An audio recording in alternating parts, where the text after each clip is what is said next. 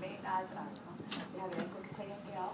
Y vamos a tratar de hacer la clase lo más dinámico posible para que efectivamente no estén más rato de lo que ustedes habían planificado y que se habían planificado esta clase.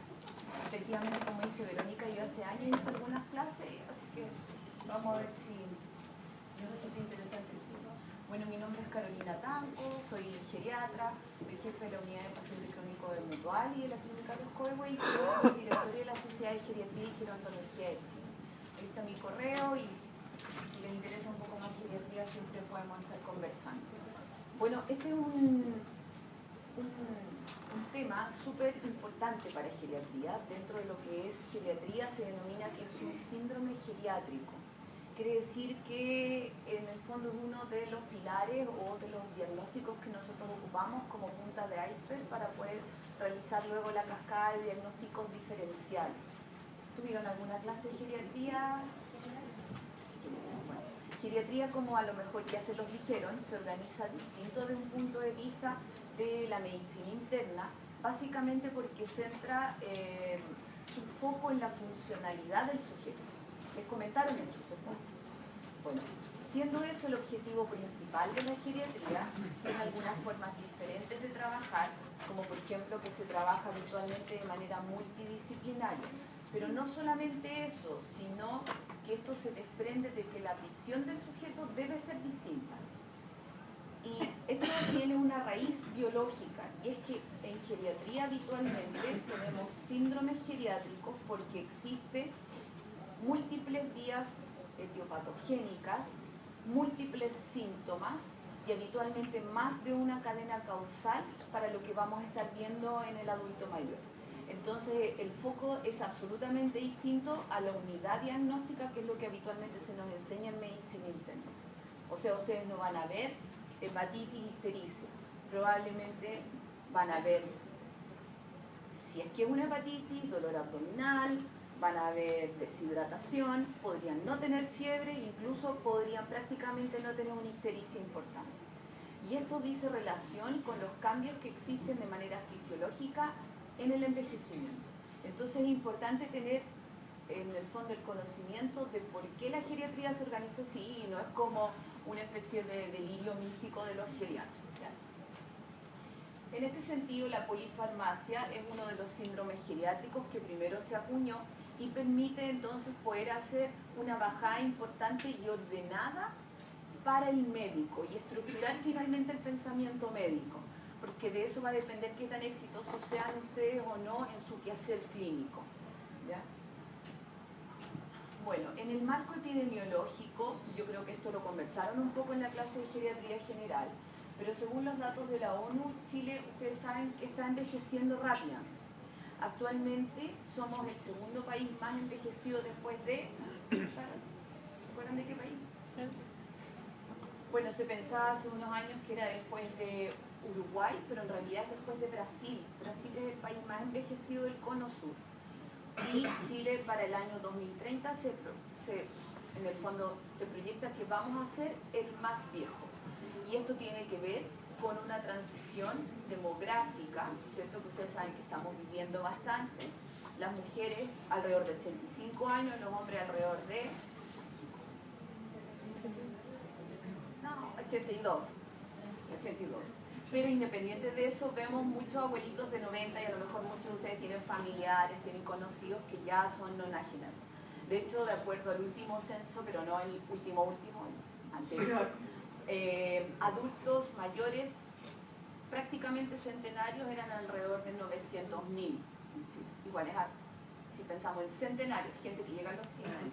O sea, es una avalancha de adultos mayores. Entonces, ustedes como parte de su quehacer clínico, independiente que sean cirujanos, lo que sean, van a tener que saber enfrentar al paciente adulto mayor de una manera eficiente y no estresarse, porque pasa que hoy en día para el clínico es como muy desgastante administrar al paciente sus múltiples patologías, los fármacos, la familia que reclama. No sé si ustedes han pasado por sala, y ya, es como pan de cada día ver al abuelito que no sabe lo que toma.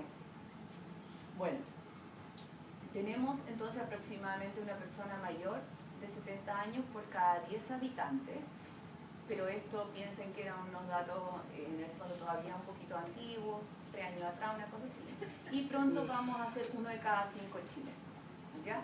Y efectivamente el número de personas muy mayores, mayores de 80 años, van a ser mayores que los niños, ¿ya? Y eso habla de la transición que vamos a vivir de un punto de vista epidemiológico. Entonces, un chileno hoy a los 60 años tiene un promedio de vida hombre-mujer, digamos, promediando los dos géneros, de 23 años. O sea, de verdad, una persona de 60 años es una persona joven, si ustedes proyectan lo que va a vivir, ¿ya?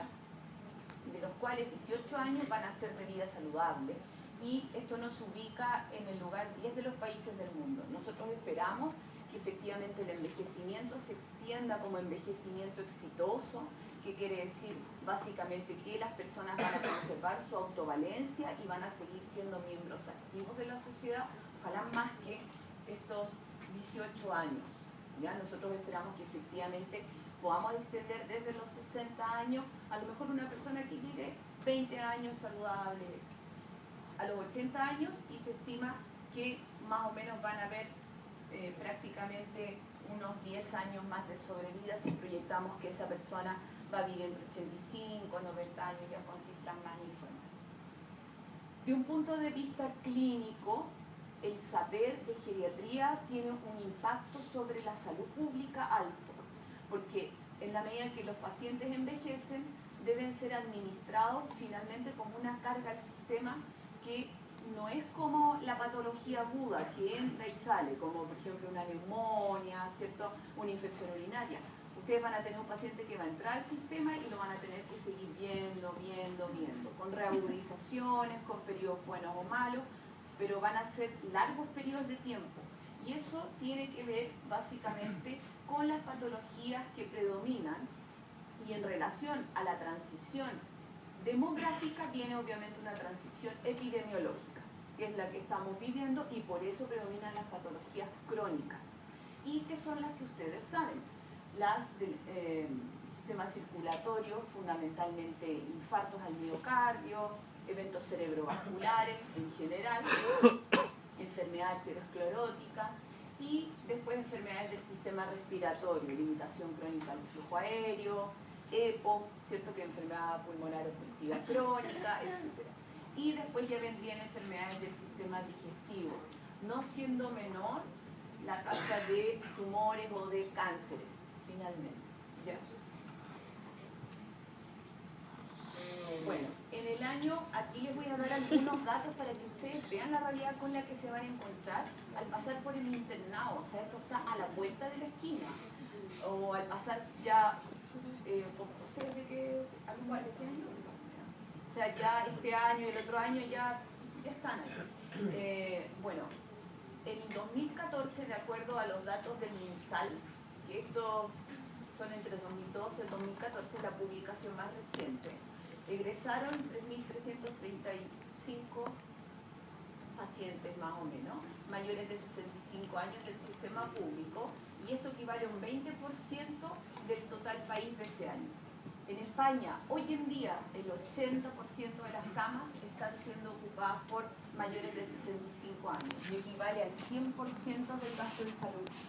Entonces, cuando ustedes estén en el internado, ya no va a haber 20, va a haber 25%, y cuando estén ejerciendo como especialistas, nosotros calculamos que para el año 2030 va a ser alrededor del 60% de las camas hospitalarias ocupadas por ancianos mayores de 65. Entonces, realmente va a ser algo que les va a tocar en cualquier arista de su ejercicio clínico. Los diagnósticos de egreso más prevalentes son los que veíamos: patologías crónicas, sistema circulatorio, sistema respiratorio y neoplasia. Y los días de estada promedio son 5.7 días. Este dato sí debo hacer honor a la verdad, y está un poquito falseado, porque en realidad son en promedio 7 a 10 días lo que un adulto mayor está prácticamente en sala de medicina, y más si cursa con hospitalizaciones de alta complejidad en unidades de intermedio de UCI. Porque este dato sale un poco más falso, o más bajo, porque promedian los tiempos de observación de los servicios de urgencia, para entonces entregar una visión de que finalmente los pacientes son administrados en menos tiempo y poder exigir de esta manera algunas metas. Bueno, son misiones de un punto de vista de salud pública que nosotros como Sociedad de Geriatría también estamos peleando, pero cuesta mover el sistema. Dentro del contexto hospitalizado, la polifarmacia, que como ya uno más o menos se lo imagina, que significa de estar tomando muchos fármacos así en el grueso, es parte de los peligros de una hospitalización prolongada o complicada o con mal resultado. O sea, quiere decir que efectivamente desde el ingreso y ojalá desde antes el paciente ya lo puedan administrar de manera bien hecha. Y bueno, entra en este círculo vicioso de que si tiene más polifarmacia, tiene más posibilidad de hacer reacciones adversas, ¿cierto?, a fármacos, por lo tanto tiene más riesgo de inmovilizarse, de hacer úlceras por presión, porque efectivamente tiene algún grado de compromiso de conciencia, o de hacer agitación o delirium, entonces de caerse. Si se cae, a su vez entra nuevamente en un círculo vicioso del delirium, y así nos damos la vuelta, y bueno, las infecciones nosocomiales están ahí rondando en la medida que se prolongan las estadías. Entonces ya si vamos a las definiciones, la OMS define polifarmacia como el uso concomitante de 3 o más medicamentos, y los ancianos toman 3 veces más medicamentos que los jóvenes. Además, varios estudios han comprobado que pacientes mayores de 65 usan de 2 a 6 fármacos prescritos y además de venta libre 1 a 3. Muchas veces pasa que llega el paciente, dice, por favor dígame qué remedios toma, ya el losartán, la aspirina, la atorvastatina, y ahí qué más. No, nada más. ¿Pero qué más? No, además mi hija me trajo una vitamina, y empiezan así a sumar, y efectivamente son muchos fármacos. Incluso aquellos fármacos que, entre comillas, son fármacos homeopáticos también, ojo, que todo depende de las dosis que estén usando, etc. Y que también pueden cosechar evidentemente eventos adversos. Estas son datos de la encuesta SABE, que es una encuesta que se hace cada 2 años. Este año volvió a salir algunos resultados, pero parciales todavía, que la hace la Universidad Católica en conjunto con la Caja Los Andes, y habla de algunos aspectos de calidad de vida. Entonces, ¿cuántos medicamentos diferentes toma regularmente? Y si ustedes ven acá, esto solamente en adultos mayores ha ido creciendo, pero de manera importante, la cantidad de medicamentos que van tomando los adultos mayores. O sea, ya estamos hablando de 3,5, más o menos 4 fármacos. Y eso es lo que están tomando actualmente nuestros mayores como realidad chilena. Entonces, el 90% a lo menos toma un medicamento y el 80% toma más de 7, incluso llega a tomar más de 7. Las principales diferencias por género y nivel educacional. Bueno, los hombres, las personas menores de 74 y quienes tienen un nivel educacional más alto son quienes ingieren una menor cantidad de medicamentos. Y esto es más o menos obvio, porque en la medida que una persona es más educada va a haber tenido un mejor comportamiento desde el punto de vista de prevención en salud y probablemente tenga entonces un mejor envejecimiento con menos comorbilidad, pero también entienda que las patologías que tiene pasan muchas por el impacto que tiene el cambio de estilo de vida.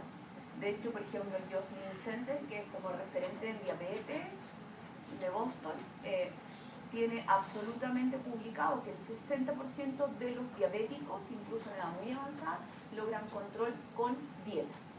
Y en realidad no se necesita nada más que dieta y ejercicio. O sea, efectivamente el impacto es tremendo al minuto de poder educar y seguir las recomendaciones. Algunos números más del 50% de los medicamentos se prescriben, dispensan o venden de forma inapropiada.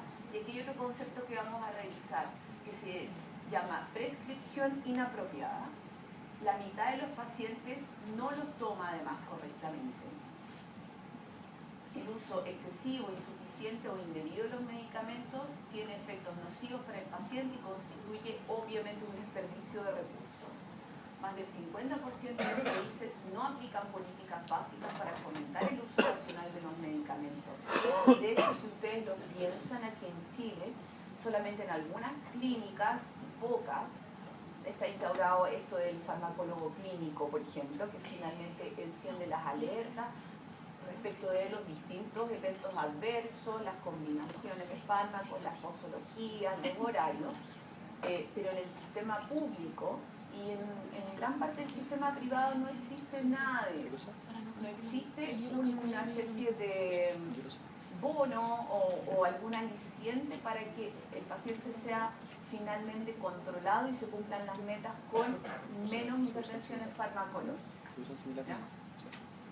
En los países en desarrollo, la proporción de pacientes tratados de conformidad con las directrices clínicas es inferior al 40% en el sector público y 30% en el sector privado.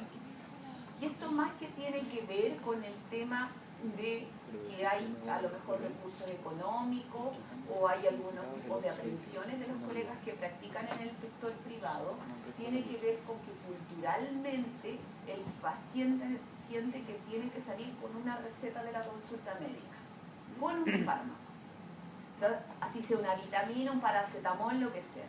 Y en realidad no se comprende adecuadamente que a lo mejor basta con educación en salud para tener una buena consulta en una persona sana o con un envejecimiento exitoso. Bueno, la combinación de la formación y supervisión de los dispensadores de atención de salud, o sea, nosotros, la educación de los consumidores y el suministro de medicamentos en las cantidades suficientes es eficaz para el uso racional. Ven que para tener un impacto no solamente debe haber educación al paciente, educación al médico, sino también educación a los que los venden. Quiere decir esto al técnico que atiende en la farmacia, al químico, etc. Uno se para 5 minutos en una farmacia y es impresionante la cantidad de gente que dice, ay, me duele la garganta, ¿qué me puede dar? Y vamos enchufando y vendiendo cosas que si bien muchas son de receta libre, tal vez hacen interacción con los fármacos que ya toman, o en realidad tal vez esa persona no necesita nada, más que un poco de reposo y finalmente una buena hidratación. Entonces, ojo con eso. Bueno, un término importante de conocer dentro de lo que es polifarmacia, que ya vimos la definición, es prescripción inapropiada. Se define como el riesgo de sufrir eventos adversos mayores al beneficio clínico, especialmente cuando existen alternativas terapéuticas más seguras o eficaces. La prescripción inapropiada también incluye el uso de fármacos con una mayor frecuencia o mayor duración que la indicada. Quiere decir que la prescripción inapropiada, o se lo pregunto a usted, ¿la prescripción inapropiada depende del médico? ¿La prescripción depende del médico? Sí. Sí, la prescripción inapropiada es parte de un mal ejercicio médico. Y si bien en Chile no se ha penalizado todavía tanto, ojo que este es un tema que a ustedes les va a tocar tal vez mucho más. Una receta mal dada es el respaldo para una demanda ganada. Y si efectivamente ustedes no extienden bien la receta, si el paciente no hizo caso, ese es otro tema, pero si la receta está mal extendida, eso realmente acarrea muchos problemas. Hoy, dudas, preguntas, podemos ir dialogando para que se sientan un poco más. El uso del fármaco con un elevado riesgo de interacciones medicamentosas también es parte de la prescripción inapropiada, la duplicidad de fármacos de la misma clase. Habitualmente, a no ser que haya evidencia clínica comprobada, no se deben dar dos fármacos de la misma familia para tratar una misma patología, a no ser que uno quiera potenciar el efecto, etc. Pero no es la norma, ¿ya? Igual es importante entender que siempre, al menos en lo que es geriatría y en general, se parte con un fármaco, se llega a la dosis tope, se agrega el segundo fármaco. Y siempre va un poco, esa es como la mnemotecnia para ir eligiendo los fármacos, ¿ya? La prescripción inapropiada incluye una mala selección del medicamento de su dosis por parte del médico tratante. Ojo, siempre titular en geriatría de acuerdo a la función renal. Y no basta la creatininemia, hay que calcular el clearance. Actualmente la fórmula que en geriatría más sirve para calcular el clearance de manera más acertada es la de Cockcroft, es la común y corriente. Los estudios no defienden otra fórmula, pero deben calcularlo, porque al hacer el ajuste por la edad y el peso cambia sustancialmente. Y a veces una CREA de 1.2 en un paciente de 100 años es 40% de la función renal, y eso requiere el ajuste del 50% de los fármacos que ustedes están usando. Así que es súper importante. La prescripción inadecuada de fármacos en la población geriátrica está considerada un problema de salud pública y se relaciona con morbilidad y mortalidad, digamos, más alta, y el uso de recursos sanitarios. En Estados Unidos se estima que un 7.2 billones de dólares gasta el sistema producto de esto, de la prescripción inapropiada. Hay cascadas de prescripción inapropiada y uno puede jugar un poco con esto y que resulta ser bastante abrumador, ¿ya? Por ejemplo, un bloqueador H1 como podría ser la famotidina o la ranitidina puede causar delirium en los adultos mayores. Entonces llega este adulto mayor en compañía de su hija y le dicen, oh, es que mi papá se está comportando raro hace 2 semanas, pero omite, porque no le tomó importancia de que está tomando ranitidina o famotidina, o no sabe, porque a veces hay varios hijos que son los interlocutores, ¿cierto?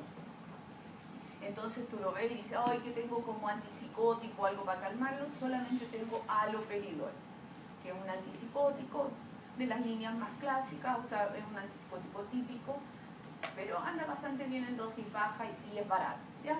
Le voy a dar un poquito de haloperidol. Entonces, después el paciente vuelve a control y uno lo nota con signos típicos de parkinsonismo, que es dado muchas veces por los antipsicóticos, ya sean típicos o atípicos. Y el parkinsonismo es esto típico de caminar con pasos en el fondo lentos, ¿cierto? Tener un poco de rigidez, de bradicinesia, y falsamente ustedes podrían decir, oh, en realidad el paciente no estaba iniciando una demencia cualquiera, probablemente era uno de estos tipos de demencia más extrañas, como la demencia por cuerpos de Levy, que parte de manera temprana. Y le van a agregar levodopa. Y al agregar levodopa, van a fomentar el delirium y así una cascada. Por ejemplo, le dan un antiinflamatorio, pueden gatillar un escape hipertensivo que se prolongue varias horas, un día. Llega el SAMU, un paciente hipertenso, le dan un antihipertensivo. Y como le dan un antihipertensivo, pueden generar algo de hipotensión ortostática, y como el paciente no sabe bien decir cuál es el síntoma, llega y usted dice, no, ahora está con vértigo. Vértigo, sinaricina. La sinaricina produce, en un porcentaje importante de los casos, producen parkinsonismos, en el fondo, que son muchas veces incluso imposibles de sacar. Son parkinsonismos farmacológicos, y usted dice, no, parkinsonismo, enfermedad de Parkinson, y de nuevo van a la levodopa. Y la levodopa puede a su vez producir delirium y le agregan el haloperidol. O sea, de nada tenemos 4 fármacos que nos sirven. Entonces, realmente es súper perverso. Entonces, lo primero que deben saber es que cuando un paciente llega a la consulta y hay un fármaco que ustedes no tienen claro el diagnóstico detrás, lo deben sacar. Así se saca. Tal vez, si son antipsicóticos o si son antidepresivos, no sacarlo de manera brusca, pero hacer un esquema de descenso gradual, ¿ya? Tenemos otro concepto dentro de lo que es polifarmacia, que son las reacciones adversas a fármacos. La reacción adversa de tipo A, que son aquellas que están relacionadas con las acciones farmacológicas del medicamento, como la dosis, toxicidad y reacciones secundarias y sus interacciones. Y las reacciones de tipo B, que son aquellas que están relacionadas con reacciones de tipo idiosincrático e inmunológico, y que generalmente son ajenas a la farmacología del fármaco. Por ejemplo, acá abajo podría estar la miodarona con la fibrosis pulmonar. Eso es algo más bien idiosincrático. En cambio, acá arriba perfectamente están los AINES de insuficiencia renal. En el fondo son dos tipos de reacciones absolutamente distintas. Nosotros en geriatría, y esto acuñado por una autora como icónica, que es Linda Fry, no sé cómo se pronuncia. Que todo esto tuvo con la Bachelet hace años atrás, en Nueva York. Bueno, cuento corto, decimos que la polifarmacia se relaciona con fragilidad. ¿Y esto por qué? Porque un paciente que es muy medicado obviamente va a caer en un grado de inmovilismo, y se sabe que la inmovilidad produce alzas de citoquina, de interleuquina y todo, y ese paciente empieza a estar crónicamente inflamado. Y al estar crónicamente inflamado, la sarcopenia finalmente se acelera, entonces el paciente se come el poco músculo que queda, el poco hueso que tiene, y se produce esta cascada de eventos que finalmente lo lleva a la postración, a veces la institucionalización y la muerte. La fragilidad geriátrica finalmente entra en un curso así como perverso de la pluripatología, de la polifarmacia, de las reacciones adversas a fármacos. Estos dos factores son dependientes más bien del paciente, sus condiciones fisiológicas de base, su comorbilidad, su carga genética, su estilo de vida en edades medias de la vida, etc. Esta condición de acá depende de la prescripción médica, que es la polifarmacia. Y esto de acá depende evidentemente del fármaco que estemos eligiendo. Entonces, si ustedes lo ven, tenemos nuevamente estos tres actores, pero se suma uno más súper importante, que hay factores dependientes del entorno. Y aquí los médicos debemos ser firmes y no dejarnos presionar, porque muchas veces llegan familiares que tienen expectativas irreales. Entonces uno dice, pero doctora, dele algo para que se sienta mejor. Es que, ¿por qué tiene dolor?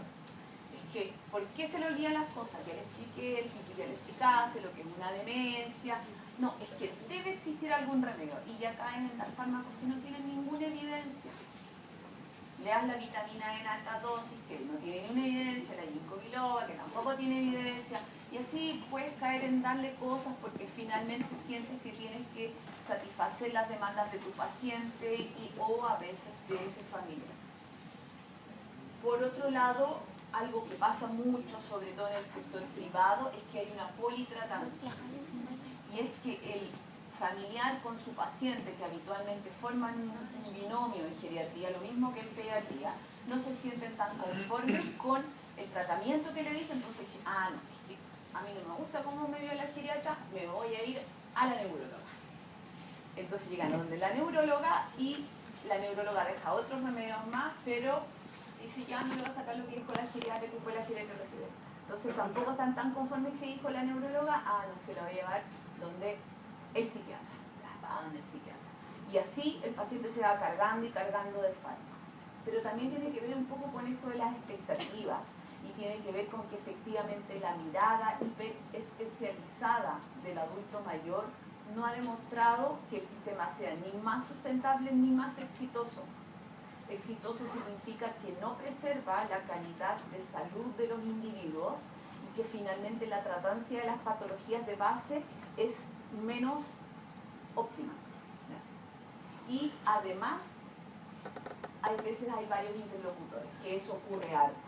El papá, la mamá vive en un hogar o vive en la casa de un hermano y uno es el que cuida, el otro es el que lleva al médico, o a veces se sale y está solo con la nana y en realidad ahí quedan como tremendos problemas. Entonces, para ustedes poder controlar un poco los factores dependientes del entorno, deben saber hacer las preguntas adecuadas en la consulta. En una consulta que no van a tener más de 10-15 minutos, porque esa es la realidad. Integra médica 15 minutos, una cosa así. Y también en sala de medicina a veces se cuenta con muy pocos minutos para poder pasar la visita. Entonces las preguntas siempre son, ¿qué fármacos toma? Trajo los fármacos que toma, hay que caer casi como en, muéstreme las cajitas, dígame cómo lo toma, porque todas esas son cascadas diferentes. Dígame dónde guarda los fármacos, hoy se van a encontrar con un montón de cosas que no son tan obvias. Por ejemplo, ¿qué fármacos tomas? Y te va a decir, a ver, ¿los trajo? Sí, muéstrenme. Te va a mostrar el extra que no te había dicho. Ok, ¿cuánto toma? Tomo de este 2, de este 3, de este... Y a veces, ¿y cómo se los tomas? Todos juntos en la mañana. Porque pasa súper habitual. ¿Y por qué? Porque el doctor me decía cada 12, pero me aburrí y me lo empecé a tomar todos juntos. Y en el intertanto empiezan a ocurrir deterioros cognitivos. O sea, si tú te tomas un losartán cada 12 horas te prescribía y te aburriste y te empezaste a tomar 100 miligramos en la mañana, lo más probable es que hagas hipotensiones importantes durante el día. Y eso significa menos gasto cardíaco, menos finalmente irrigación hacia el cerebro y una noxa, una hipoxia crónica cerebral, deterioro cognitivo que se asocia. Y ya en el intertanto ya no estás tan lúcido para poder mantener al menos las funciones ejecutivas que son muy finas y que se pierden de manera muy temprana, ¿ya? Y que son las que nos permiten finalmente planificar y ejecutar y entender por qué hacemos las cosas. Yo creo que ustedes han escuchado incluso familiares que hacen este tipo de cosas, no es tan extraño. Ya, vamos a ver aquí por qué se habla tanto de la polifarmacia en los adultos mayores. Porque hay efectos de la edad sobre parámetros farmacocinéticos y farmacodinámicos. Desde el punto de vista de la farmacocinética, si hablamos de la absorción, se modifica el funcionamiento celular gastrointestinal, disminuye el transporte activo, aumenta el pH gástrico. Ellos igual van a tener la presentación, ¿cierto?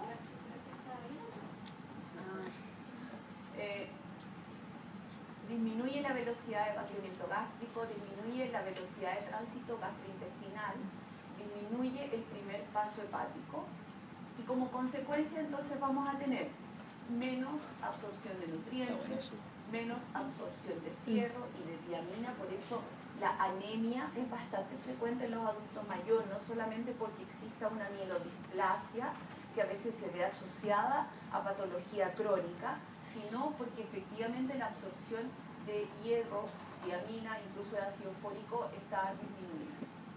Aumenta el grado de solubilidad e ionización, disminuye la velocidad de absorción, aumenta la biodisponibilidad del fármaco y aumenta la en el efecto del primer paso aumenta también la biodisponibilidad. Si hablamos de distribución, disminuye el tamaño corporal y el volumen plasmático, ¿cierto? Recordemos que el individuo nace con una cantidad de agua importante, siendo bebé, niño, etcétera, hasta un 80% es agua. Después llegamos a edades medias de la vida, en que esto va disminuyendo, y en que somos 50-50, 40-60, pero un adulto mayor es 30% de agua solamente. Por eso se deshidrata mucho más rápido. Por eso el PEC es mucho más grave. Y por eso también, finalmente, vamos a tener más problemas con los fármacos. Bueno, disminuye entonces la vida media de los fármacos hidrosolubles. Aumenta la grasa corporal porque hay más infiltración grasa a nivel del músculo y entonces aumenta la vida media de los fármacos liposolubles. Hay que tener ojo con eso, ¿ya? Disminuye la albúmina plasmática y entonces aumenta la fracción libre de fármacos ácidos. Aumentan las alfa-globulinas y disminuye la fracción libre de fármacos básicos. Y aumenta el flujo tisular, entonces aumenta el efecto de órganos que conservan. En cuanto a metabolismo, tenemos que disminuye la capacidad metabólica y entonces disminuye el metabolismo de los fármacos. Disminuye el flujo plasmático hepático, lo que también redunda en disminución del metabolismo hepático, o sea, de fármacos.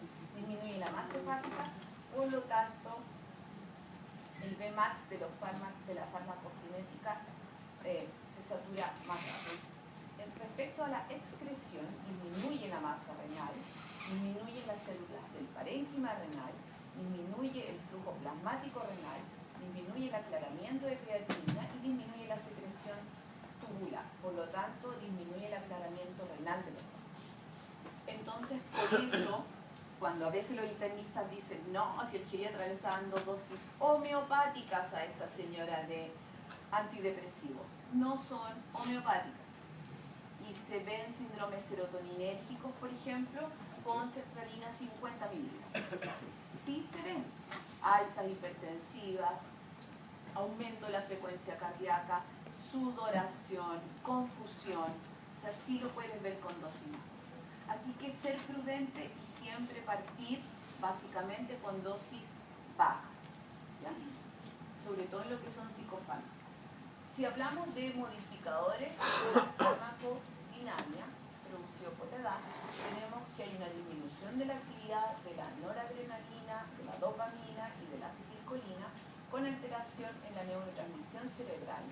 Hay una mayor actividad de las enzimas de la MAO, hay un incremento de la susceptibilidad a los efectos secundarios, hay reacciones paradójicas posibles a las benzodiazepinas, y esto es como un clásico, le dieron el alprazolam y en vez de quedarse dormido gritó toda la noche. Y eso sí puede pasar, o sea, no es mentira, sí puede. Hay una modificación de la respuesta antidepresiva, una disminución del peso cerebral, una sustitución de neuronas por células de la glía, pérdida de la sustancia gris y blanca, sobre todo frontal y parietal, y aumento de la permeabilidad de la barrera hematoencefálica.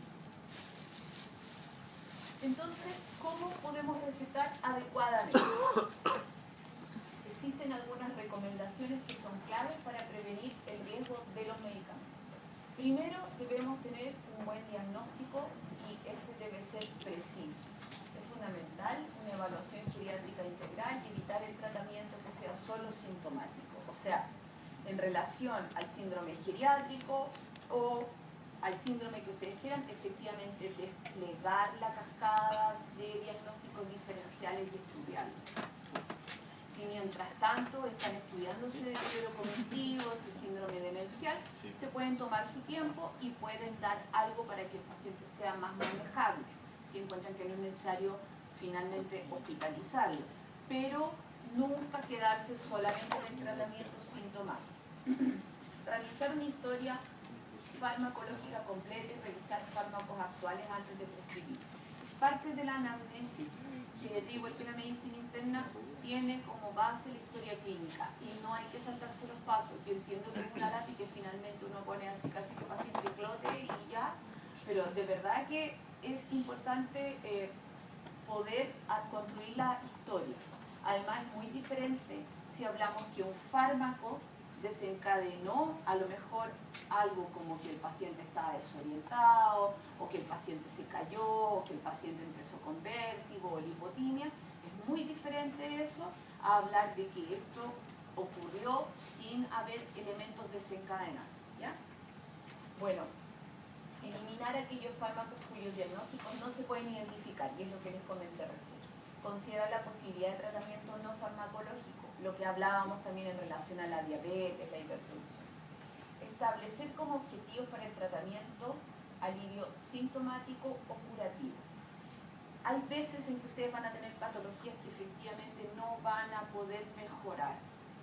Cáncer en un paciente de edad avanzada. Deben cambiar el foco y el foco entonces va a ser dolor. Entonces, cáncer en paciente de edad avanzada. ¿Para qué le siguen dando, por ejemplo, ¿para qué le siguen dando el Duodal, que es como un bloqueador finalmente de los receptores de testosterona a un paciente de 100 años? De verdad no tiene sentido y uno los va a ver y finalmente le siguen dando esos remedios. Lo que es importante, si tiene cáncer y si además es metastásico, es manejar el dolor. Entonces a lo mejor hay que hacer foco con el paracetamol, con un uso racional de los opiáceos, partiendo por opiáceos débiles, y explicar esto a la familia. Ya nos vamos a curar, estamos haciendo otro cambio de finalmente de esto. Evaluar el perfil farmacológico del paciente en su conjunto, otras patologías y la posibilidad de que sean contraindicadas, otros fármacos como causa de la enfermedad y sus potenciales interacciones. Y siempre es importante preguntarse si se puede simplificar el tratamiento. Hoy en día la canasta GES o AUGE es bastante pobre. pero existen en el mercado muchas asociaciones que son exitosas. Por ejemplo, Trayenta, existe Trayenta Duo, que es linagliptina, un inhibidor del DPP4 asociado con metformina. Es una buena asociación. No van a encontrar inhibidores de DPP4 para los pacientes FONASA que se atienden en el consultorio. Pero siempre hay que preguntárselo y comentarle a la familia esto, si uno ve que pueden hacer un esfuerzo y a lo mejor comprar. Y bueno, si alguno de ustedes después trabaja en salud pública, acordarse que siempre se le puede dar mejor salud a nuestros pacientes. El simplificar el tratamiento no pasa solamente por ver las nuevas asociaciones que hay en el mercado y que han demostrado que son útiles, porque tampoco no hay que comprarse el cuento de la polipíldora, que es este chamullo que hacen algunos colegas, que es que dicen, ay, no le vamos a meter, entonces para que baje de peso, pero yo sé que esto no es población geriátrica, le vamos a poner un poquitito de, no sé, de Utirox, le vamos a poner un poquitito de fluoxetina, un poquitito de esto. Eso no funciona y cosechan todos los eventos adversos, porque muchos fármacos, algunos son liposolubles, otros son hidrosolubles, etc. Depende también de los excipientes y un montón de cosas. Entonces, el simplificar el tratamiento también pasa en el caso del adulto mayor por la posología. A veces van a tener a disposición presentaciones de liberación retardada y hay que tratar de utilizarlas porque te ahorras dar un remedio. A veces la hija que está trabajando da solamente el comprimido en la mañana y listo. Entonces estas presentaciones XR o LP son bastante útiles si uno las sabe titular. ¿Ya? Bueno, también si hablamos de prescripción hay que seleccionar el fármaco más adecuado, hay que seleccionar la presentación más adecuada. Ojo, que cuando el paciente está con gastrostomía o sonda enteral no hay que darle los remedios molidos por la sonda. Yo sé que a lo mejor lo van a tener que hacer y yo también lo hago porque a veces la diferencia económica es alta, pero no es lo óptimo y yo creo que eso lo vieron en farmacología. Entonces hay que usar las soluciones, las suspensiones y también las presentaciones dispersables muchas veces son útiles. Hay que establecer una dosis inicial que sea segura y hay que planificar el aumento hasta llegar a la mínima eficacia, no más que eso. Si necesitan citar al paciente semanal, no tengan miedo, cítenlo semanal. Porque ustedes de entrada tienen que saber que un paciente geriátrico no lo van a compensar en la primera consulta, no intenten hacerlo. Porque realmente va a ser un desgaste gigante para ustedes y va a ser situar a la familia en expectativas irreales.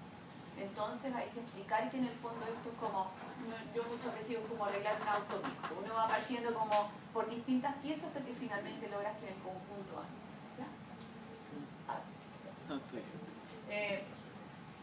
Bueno, evaluar la necesidad de la monitorización y establecer un plan de seguimiento. A veces en la familia hay alguien que es más creve, que puede anotar las presiones arteriales, los hemoglucotest, lo que ustedes estén tratando. Y pedir eso, que hagan el cuaderno. Muchas veces los mismos pacientes, si están en el fondo aptos desde un punto de vista cognitivo, les gusta participar en su tratamiento. La otra pregunta que siempre hay que hacer, ¿puede manejar solo la medicación? Hay pacientes que le van a decir que sí, pero como tienen un deterioro cognitivo mínimo, no se acuerdan si se la tomó o no se la tomó. Hay fórmulas desde el pastillero que se puede dejar, que sí sirve, en que se les prepara diariamente, ojalá no semanalmente, porque los fármacos no deben estar fuera de su blister o en el fondo de su cubierta, ¿cierto? Porque algunos no pueden estar expuestos a la luz ultravioleta, etc. Pero si tú lo preparas, él se va a recordar que en la mañana tenía que tomarse y va a ver que el cubito no está vacío. Podría servir.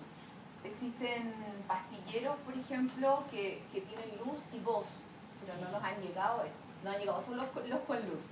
Que a tal hora tú lo programas igual que un reloj, así tipo alarma, a tal hora se prende una luz. Entonces hay distintas formas. A veces te puedo organizar llamando por teléfono, recordándole al ser querido, digamos en este caso si toca ser apoderado. o a veces cuando ya definitivamente no logran manejar la medicación hay que dársela. Y ojo, que hay que dársela en la boca, o sea, no hay que ser como tan ingenuo que tú lo dejas ahí y dices, papá, tómate el remedio, lo dejas ahí y te vas. Porque en ese que te vas, ¿y para qué me dejó esto? No me lo quiero tomar. Muchos adultos mayores lo esconden, después los van a encontrar en los sillones o los botan. Entonces hay que dárselo y esperar a que se lo tomen. Y esa también debe ser la instrucción cuando lleguen hijos a la consulta o vayan cuidadoras o ustedes vayan al hogar. A los hogares, digamos, si les toca atender pacientes en el hogar. Hay que identificar las necesidades de información del paciente. Aquí en Chile no tanto, pero muchas veces si les toca ejercer afuera van a tener que hacer firmar consentimientos informados respecto de las reacciones adversas a fármacos. Por ejemplo, la FDA no tiene ningún antipsicótico aprobado para el uso del síntoma neuropsiquiátrico en demencia. Por ejemplo, la quetiapina no está aprobada para el uso en demencia, ni la olanzapina, ni ninguno de esos, son solamente uso en patología psiquiátrica. Entonces, ojo, que esa no es una realidad de Chile, pero pronto vamos a tener que caer en este tema de firmar consentimiento. Así que estar un poco alerta también cuando las familias sean muy exigentes. Tal vez no es necesario tener una hoja tipo, pero basta con que ellos anoten en la ficha o ustedes anoten que lo conversaron y que la familia está informada. ¿Ya? Bien, informar, asegurarse que ha comprendido la información que se le ha dado, reevaluar periódicamente y replantear según los resultados del tratamiento y vigilar los errores en la medicación ocurridos en las transiciones. Muchas veces el paciente suyo lo van a ir siguiendo y va a ser un paciente que a lo mejor se va a ir demenciando o ya el hijo que lo atendía no va a poder ser, y en este cambio del hospital, por ejemplo, lo dan de alta a la casa, muchas veces se pierden la mitad de las indicaciones que dieron, entonces hay que repasarlo. También a veces ocurre que efectivamente el paciente de la casa al hogar se perdió harta información. Entonces son minutos clave en que si ustedes pesquisan que su paciente está viviendo eso, decirle, bueno, hagan lo que tengan que hacer, pero quiero que me lo traigan a control o lo tengo que ir a visitar, o etc. O sea, poner un poco más de ojo cuando existen esas transiciones que se... Existen criterios establecidos para poder, de alguna manera, vigilar nuestro crecer clínico. Los criterios de Pearce, que son uno de los más conocidos, se acuñaron desde el año 2012 y están destinados al cuidado de las personas mayores y su uso como herramienta educativa principal.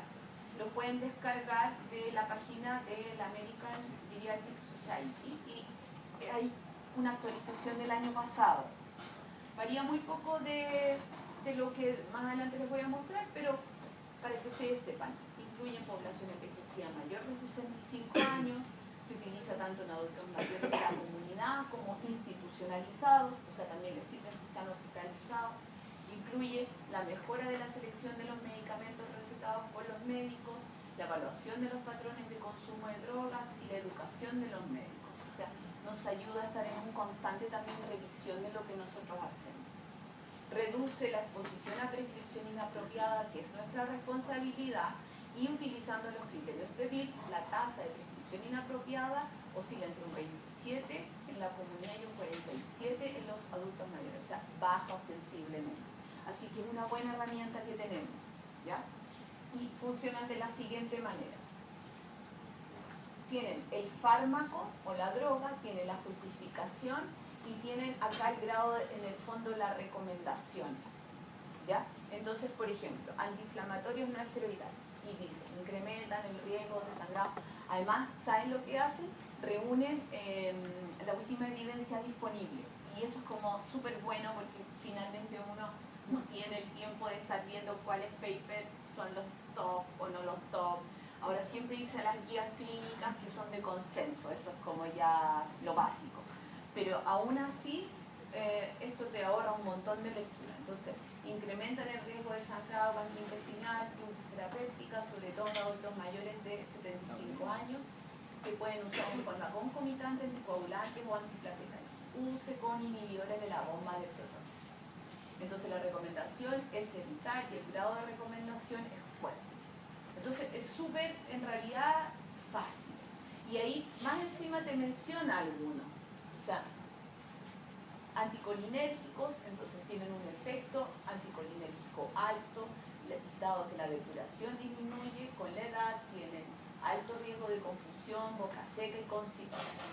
La recomendación es vital, el grado de recomendación es fuerte. O sea, en realidad son súper claros. Pero esto se lo podremos hacer llegar a lo mejor, para que no, porque es una lista grande.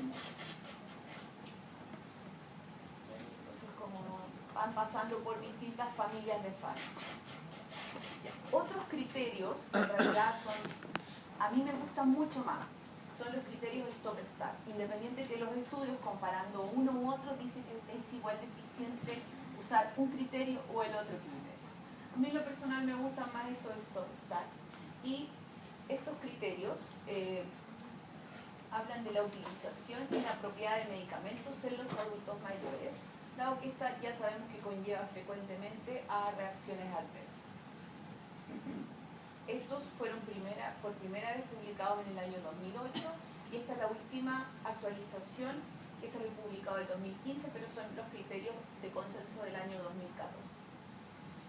A ver, no sé si se ve muy bien, pero estos más que ir por familias de fármacos van por sistema. Entonces, para mí al menos es mucho más fácil de ocupar. En términos generales, hablan de que actualización de los criterios STOP. Se entiende que son intervenciones que son potencialmente inadecuadas en caso de cumplirse los enunciados correspondientes. O sea, STOP, no lo ama, es como mucho más grave. Cualquier medicamento prescrito sin una indicación basada en la evidencia clínica. STOP. Cualquier medicamento prescrito con una duración superior a la indicada cuando la duración del tratamiento esté bien definida.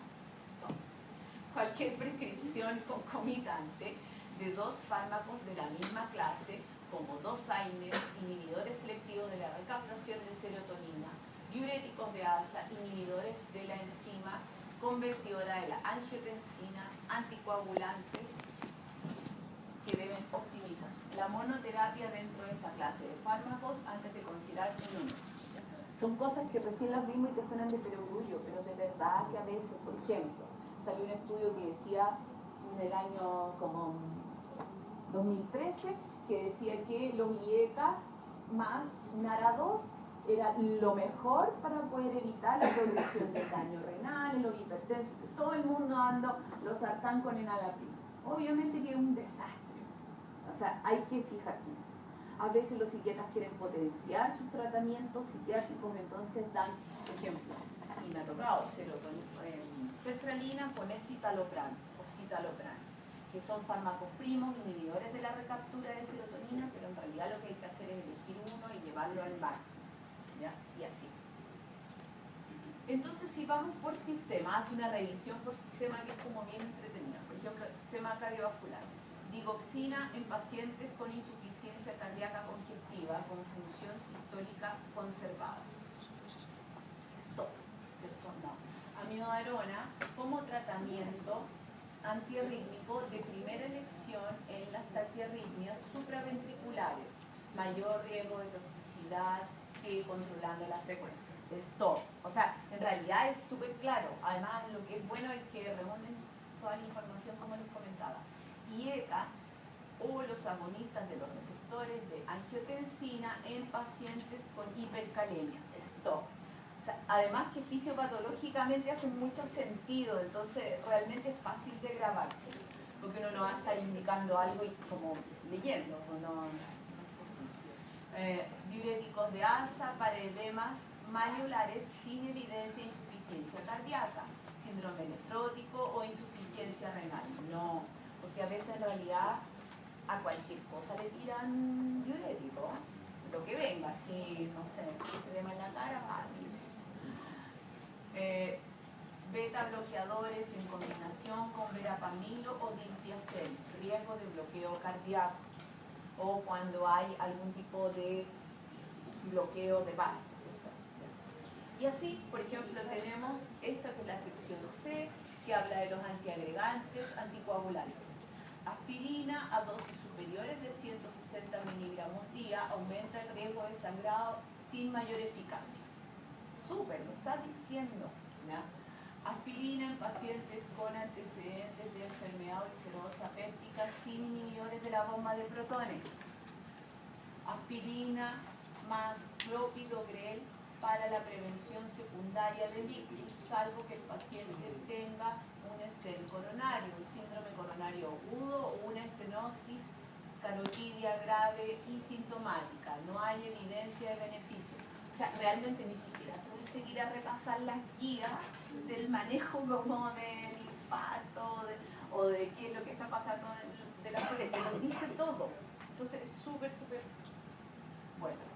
Y estas son las últimas. Así que en realidad no varían tanto respecto a las del 2012 porque las guías así de manera consistente no se han movido tanto, excepto en una que otra cosa. Por ejemplo, vamos a la otra familia, sistema nervioso central y psicotrópico. Esta es súper buena. Antidepresivos tricíclicos en pacientes con demencia, glaucoma, trastornos de la conducción cardíaca, prostatismo con antecedentes de reflexión aguda urinaria. O sea, no están recomendados. Después, por ejemplo, neurolépticos con efecto anticolinérgico moderados a graves, como la clorpromacina, clozapina, etc. en pacientes con antecedentes de prostatismo, retención aguda de orina, alto riesgo de retención urinaria. O sea, te lo dice realmente todo. ¿Ya? Sistema renal, por ejemplo, colchicina en pacientes que tienen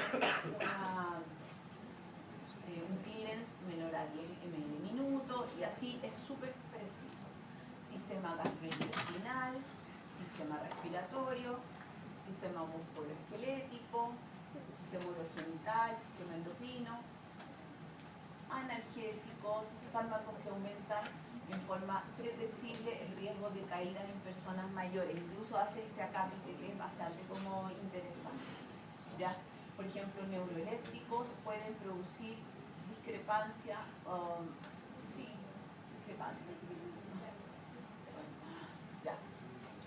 ya me mandé a hacer lentes nuevos, así que ahí bueno, aquí habla lo mismo para anticolinérgicos, etc. Se los voy a mandar. Y los STAR es algo como démosle. Entonces, bueno,